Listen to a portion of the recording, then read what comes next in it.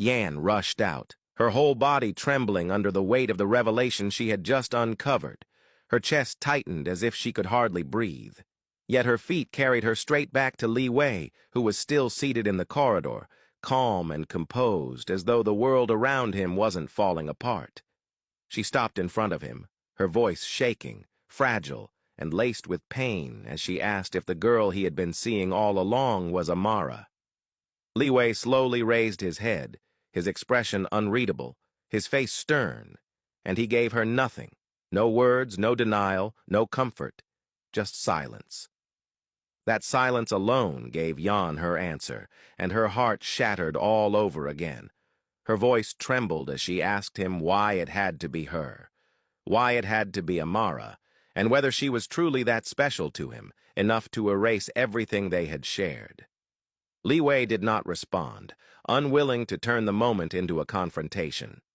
Yan's voice cracked as she reminded him that she had been there from the very beginning, the one who endured so much with him, the one who waited for years in hope, only for him to return with a closed heart that suddenly opened for a stranger. The word stranger cut through the air, and for the first time Liwei stood, his gaze sharp as it locked onto hers. He told her that Amara was not some stranger, that she was human like the rest of them, and he would not sit there and allow her to be insulted. Yan flinched at the defense in his tone, her heart bleeding even more as she asked if he loved Amara so much that he could so fiercely stand up for her.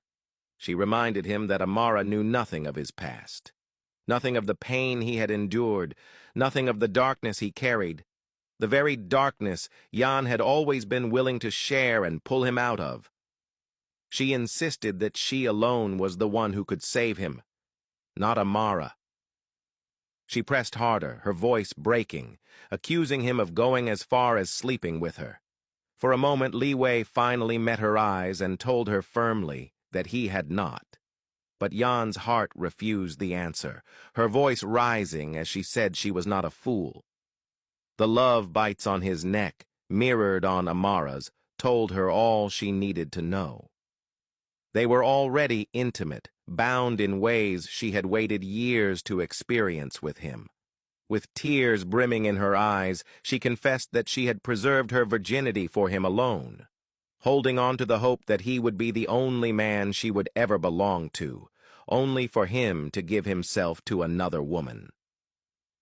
Her tears finally spilled as she asked him what she had done wrong for him to hate her so deeply, for him to disregard her feelings so easily. Her pain